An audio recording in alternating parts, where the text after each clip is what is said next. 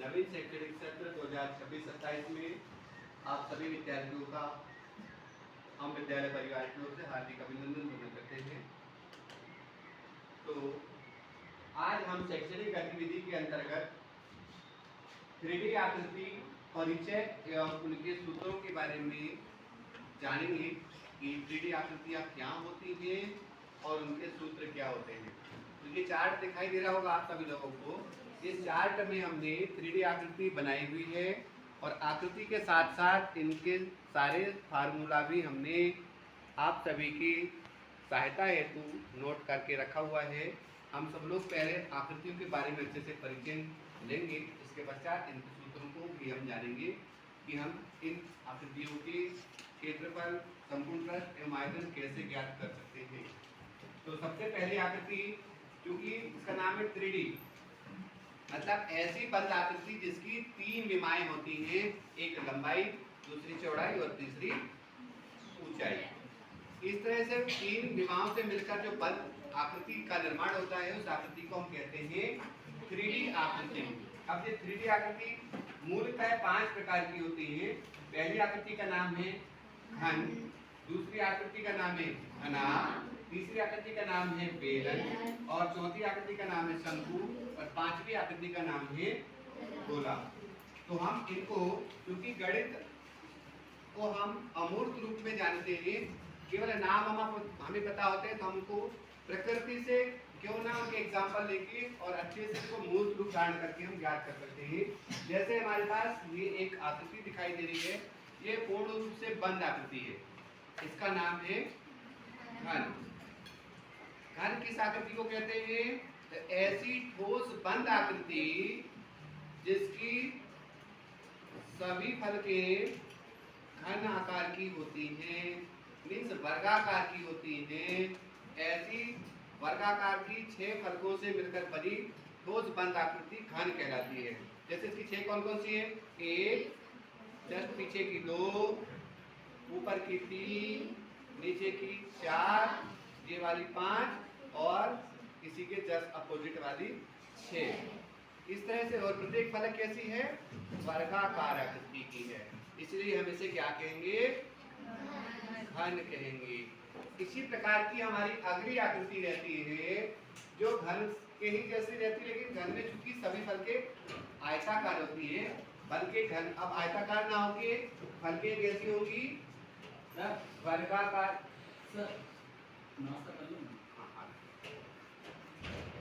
इसमें आयताकार फलकी होती है, घन में क्या हो रही थी? वर्गाकार। अब अगली आकृति जिसका नाम है घनाभ। घनाभ में भी 6 फलकें होती हैं, लेकिन घनाभ की प्रत्येक फलक कैसी होती है? आयताकार होती है। ये आयताकार 6 फलकों से मिलकर बनी बंद आकृति होती है, जिसको हम कहते हैं घनाभ। तो घनाभ देख रहे होंगे, इसकी 6 फलक कैसे होंगी? 1, जस्ट सामने वाले के अपोजिट पीछे की 2, ऊपर वाली 3, नीचे वाले 4, ये साइड की 5 और इसी के अपोजिट साइड की 6। इस तरह से ये बंद आकृति है। ये 6 फलकों से मिलकर बनी बंद आकृति है और इसके प्रत्येक फलक आयताकार है। अच्छा, इसके कितने कोने होते हैं? मीन्स कितने कोने हैं? 8 कोने। कितने कोने हैं? 8 कोने। 1, 2, 3, 4, 5, 6, 7 और ये 8। इसी तरह से किनारे कितने होते हैं? 12 किनारे होते हैं। कैसे 12 किनारे होते हैं? गिनकर देखते हैं। देखो, आपके सामने स्पेस दिखाई दे रहा है, इस स्पेस में 4 किनारे दिख रहे होंगे। 1, 2, 3, 4। कितने हुए? 4। फिर से देखिए 4। अब तो 4 किनारे हो गए। और कितने किनारे हैं? नीचे तरफ भी गिनो। 1, 2, 3, 4। कितने हुए? कितने हुए? 8। अब बचे तो 1, 2, 3, 4। टोटल मिला कितने हुए? 12 किनारे। घन और घनाभ में किनारों की संख्या कितनी होती है? 12। कोनों की संख्या कितनी होती है?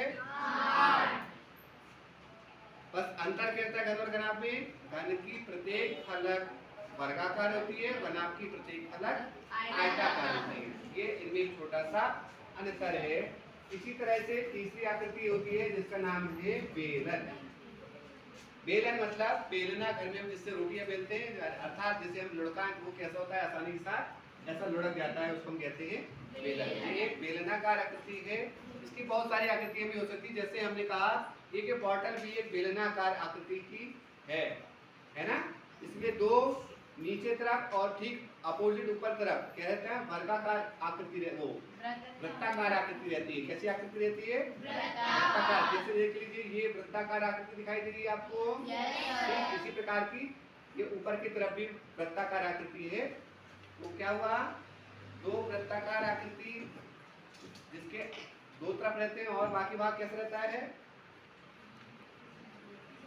जब हम वृत्ताकार आकृति को एक ऊपर एक ऊपर एक ऊपर एक रखते चलेंगे तो उसके पश्चात एक आकृति का निर्माण होगा, उसको हम क्या बोलेंगे, बेलन। जैसे बहुत सारे सिक्के हम एक ऊपर एक सेम सिक्के रखेंगे तो आकृति ऊंची होती जाएगी और प्रत्येक आकृति कैसी है, वृत्ताकार है। वृत्ताकार आकृति को एक साथ इकट्ठा कर देते तो क्या बन जाता है, बेलन बन जाता है ना।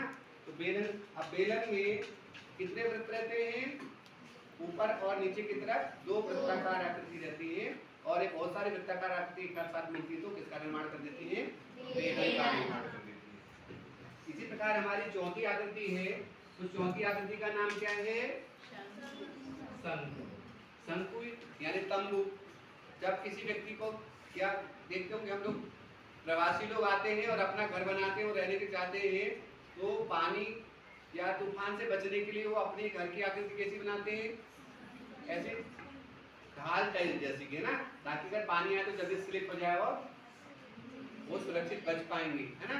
तो ये दिखाई दे रही होगी सबको। कई बार हम होली वगैरह में भी हम टोपी लगाते हैं, ऐसी टोपी लगाते हैं ना, वो टोपी क्या होती है, शंकु आकार की होती है। शंकु में निचली तरफ या नीचे वाले भाग पर एक वृत्ताकार आकृति होती है और शंकु का निर्माण बेलन से होता है। एक बेलन पे कितने शंकु बनाए जा सकते हैं, एक बेलन के तीन एक समान शंकु में परिवर्तित किया जा सकता है, काटा जा सकता है। मतलब एक बेलन से तीन शंकु आकार की आकृति का निर्माण किया जा सकता है। ऐसी हमारी पांचवी आकृति है। पांचवी आकृति का नाम है गोला। ये दिखाई दे रहा होगा आप सबको गोला। अगर इसे हम ऐसा लुढ़का दे तो कैसा हो जाएगा, ये लुढ़क जाएगा।